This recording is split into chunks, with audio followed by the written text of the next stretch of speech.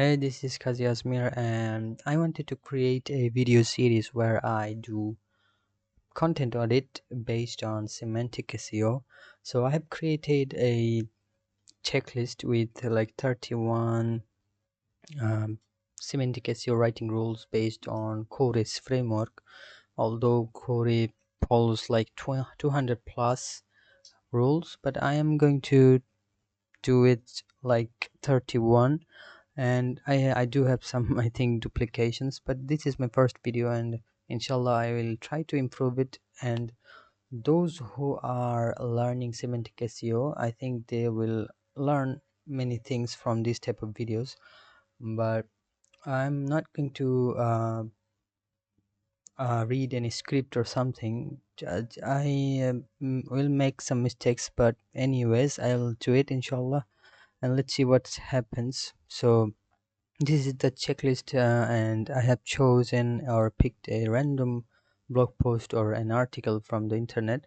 So let's go through the checklist and see what's missing, or what they have done right, or what they can do better. So yeah, this is from the company Bill Reagan Roofing Company. So they have written like 7 roof maintenance tips to maximize your roof's life. So the first thing I have is single macro context. So single clear macro context for the page. So a entire web page should be all right. So the first one we have is single macro context. Context, a single clear macro context for the page. So every web page should have a single macro context. So the macro context is like the main idea of the page. So if I search for roof maintenance, yeah, so you can see the article has this keyword entirely, like the whole article has this keyword, and that is the good sign, meaning that this article has a single focused macro context. And um, also there the single macro context should be in the title and the h1 at the same time. So I don't know if they have like the title and the h1 same, but that is the best practice when it comes to semantic SEO. So yeah, I'm going to go quickly, otherwise the video is going to go become too long. So yeah, definitions and headwords. Main terms defined early, then elaborate. So um, the main terms that are mentioned in the headings should be defined as early as possible. Like in the first sentence should be uh, the terms mentioned in the heading should be defined. You can see this tip has like check the bottom of your decking, but I don't think they defined what is the meaning of this, like checking the bottom of your decking. What does that means? They started with roof decking is the wooden foundation.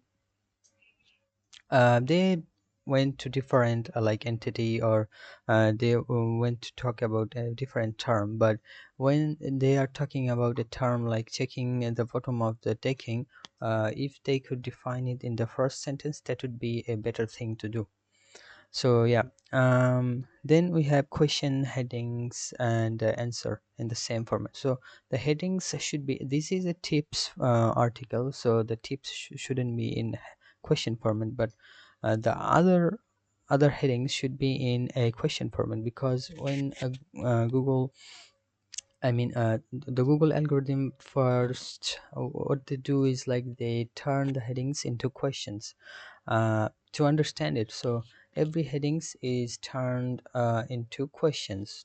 So, if we can turn it for them, then the cost will be saved, and Google will probably like our article better than the competitors. So they have some questions, heading questions like, should you hire a professional for roof maintenance?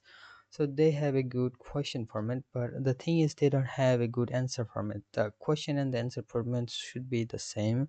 Like, should you hire a professional for roof maintenance? Then the question, the answer format should be yes or no, because this is a boolean question. So the answer should be like yes, you should uh, hire a professional for roof maintenance. But they answered it, but the answer format and the question format was not the same, and the next question and the answer format was not the same. So they can absolutely improve in these sections, like directness. So definitive answers appears immediately. So this is kind of the same thing. You have to refine it, whatever terms you have used in your headings, as soon as possible in the first sentence, and possibly in the question answer format. So uh, and the next one is always give a definition before the list. So the list definition is something like they didn't do it like there should be a list before you elaborate. So they elaborated the tips, but there is no shorter list here, like 7 tips here. So before giving the list, they could, what they could do is they could give a list definition. A list definition is like the summary of all the list. Like the 7 roof maintenance tips are like this in a paragraph or in a sentence. That would be the summary.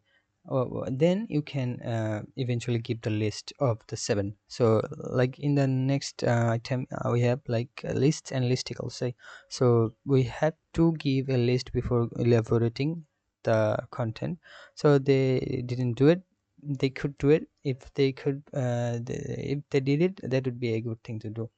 So next we have annotation text. So after, so what we have to do is like we have to give the list definition, then annotation text. Annotation text is like the benefit, like the tips, the 7 roof maintenance tips are listed below. This is the annotation text. The reason behind that is to show the Google algorithm, help them understand that we are giving a list and the list is below, and the list the list definition is like the summary of the list is this, and the list is below, and elaboration is coming next. So yeah, that's the thing. And then up next we have like table and table definitions. It's kind of the same thing, but I cannot mention it here because they don't have any tables. Maybe next time, inshallah. So next we have like entities and NER. Include named entities and qualifiers relevant to the macro context. So a NER is something like a named entity recognition. Like you have to mention a name whenever you are giving a data, like according to Harvard Business School's 2019 study, this and this happened. But I don't think they mentioned any like data.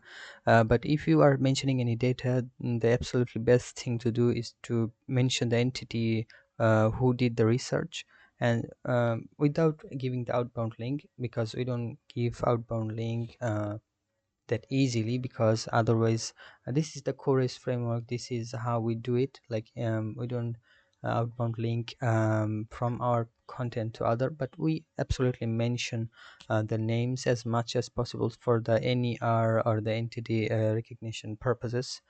So the next one is like a numeric evidence. So you have to mention the name, and you also have to mention numbers like a data, percentage, and like ratios and stuff. But I don't think they have much numbers, because the more you use numbers the better, because Google understand numbers better than words. So if your content has like better numbers and better percentage, then you have a better chance of becoming the of authority. So the next one is statistical research, and that is something like the same, like I said, like the percentage and data as much as possible. If you can add as much as possible, that's better.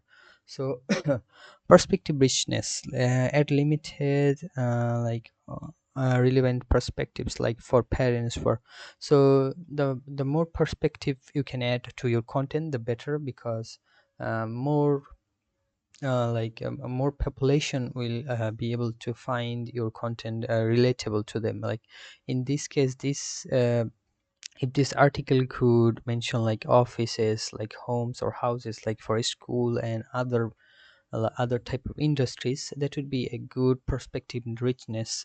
I don't think they have done it, but that's the place they can be, this article can be improved with the perspective richness. The next we have like sentence structure, word or the correct predicate. So they have a good correct predicate, because like if your like list starts with like a verb, then all of your items should start with a verb. And I think they have done it quite good. Like they started every list item with a verb, like a trim, like inspect and keep and check and stuff like that. That is a good starting point. And then modal verbs, avoid modal verbs that show opinion or factual claims, like will, should, need to. um, I think they have some modal verbs, like this one, homeowner, every homeowner should uh, do regularly. Like let's go tips, every homeowner should do regularly. So we don't use like should or will, because you should stuff like that sounds like we are uncertain, but we have to be certain while talking about for example, the sun rises every day is a good example. But if I say the sun will rise tomorrow, the will word is not as confident as the first one, the sun rises every day. So we have to try to use like stronger sentences with confidence without any modal verbs. Try not to use modal verbs, that would be a good thing to do. Now, like next one is if or conditional placement. If you are trying to put if in your article, try to put it after you define your terms, so that there is no pattern breaking. like uh, for example, do this if you have that, but you have to mention do this first, then if you have this and that. But if you start with first if, then the pattern of the question and answer format, or a heading, or the body copy format, that doesn't go as proper as we need to have. So yeah, if you are using if, put it in the letter of the sentence, or next sentence. Don't put it in the first sentence, or at the first area of the sentence. So yeah, next we have analogy. Avoid analogy, like for example,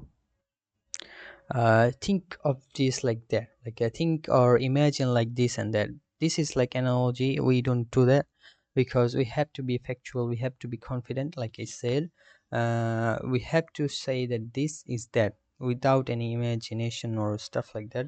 And then next we have fluff. And now there are some fluffs in this article, like for example, and the very first thing, do you want to maximize roof life, are you wondering, like this is kind of fluff. But if we could just start with some tips at the very beginning, that would be a good thing to do, because people came here to know about the tips. So if we can give the tips as above as possible, then Google will kind of like it, and our users will like it, and the click-through rate will um, be better. I mean, the bounce rate will not take them to other article, because they came for they got what they came for, and they are satisfied. So Google will understand that, and inshallah rank you better, in a better position. Next we have co-reference pronouns. Like for example, if you are talking about let's say uh, roof maintenance, so you have to use this entity or term as much as possible without taking talking about like uh, for example, In this case, there is an example here, like the World Health Organization recommends this and that. Instead, you can write World Health Organization said this and they also said that. But in our case, we do not do that. We try not to use too much pronouns. We use the entity itself for the terms. In this case, if they are using it or that instead of root maintenance, that would be a bad thing to do. If they used it in a better way, the nouns or the entity, that would be I think that's the best thing they have done in the article. So next we have semantic closeness and co-occurrences. So the thing is, we have to put semantically close words together so that our article can be understood better by the Google. Like for example, what they have done here is, like in the first area, like they have talked about roof light, they have talked about roof maintenance, and they have talked about installation, like roof industry. They could have talked all this in a single sentence, but they broke it in multiple sections and paragraphs and sentences.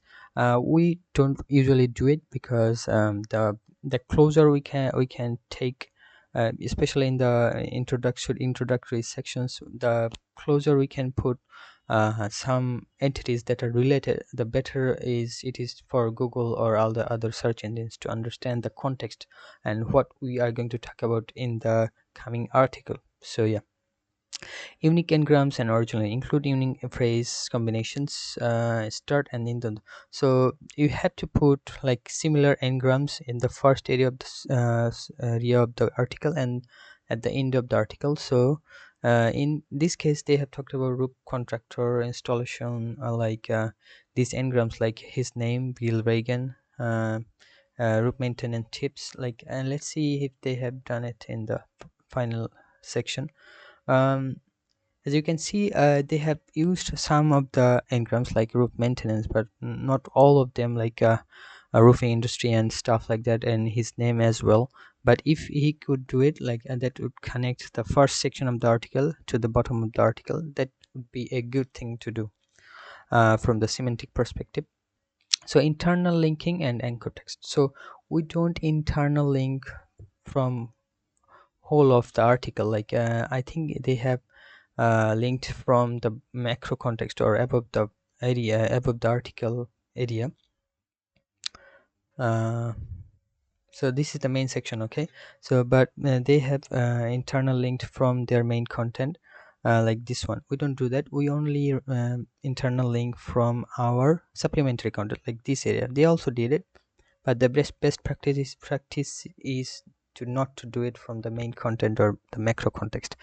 So supplementary content separation. So the supplementary content separation is like having a bridge between the main content and the supplementary content. I don't think they have any, because a bridge is like a representative question, like a big question that groups the supplementary questions. So so they instantly change their focus from the tips to should you hire a professional. But if they could give a representative questions like what is roof maintenance or what is roof maintenance service, that would be a good bridge between the macro and micro context.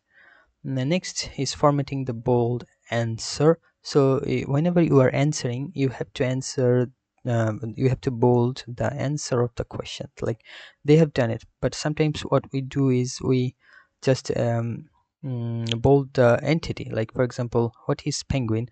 Instead of answering that a penguin is a flightless bird, the flightless bird, seabird, is have to be like bolded. But instead we do like penguin is we bold out the penguin. That is not the thing.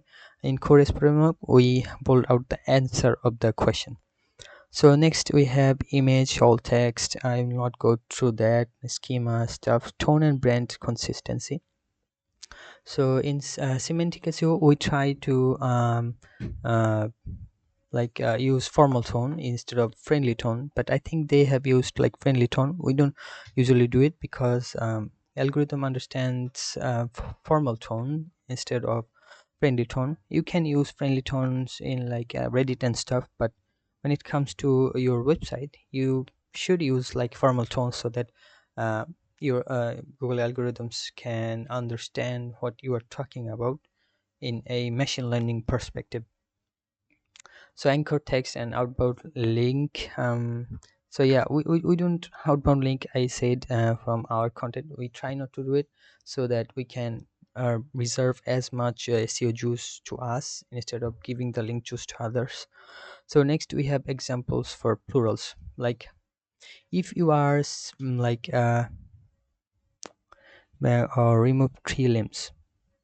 Like if you are using a plural entity or term, like for example, if you're talking about animals, then you have to give like animals, what type of animals.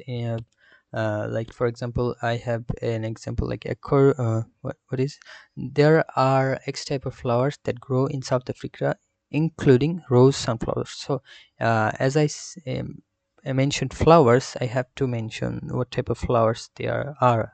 Like you don't have to give all the examples, but you can actually give like some examples or with the plural term or noun. So yeah, and next we have EEAT. Yes, absolutely, we have to mention I we type of words in our contents to get the EEAT support, but we usually do it in the first sentence. Like I don't know if the like now I will give you the root maintenance tips you need to maximize Droop's life. So we we don't we don't give it in the first sentence. Like I don't know if they have done it.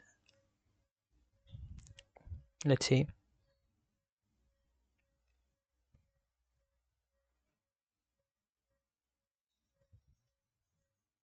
I couldn't find it. Maybe they did, maybe they did not.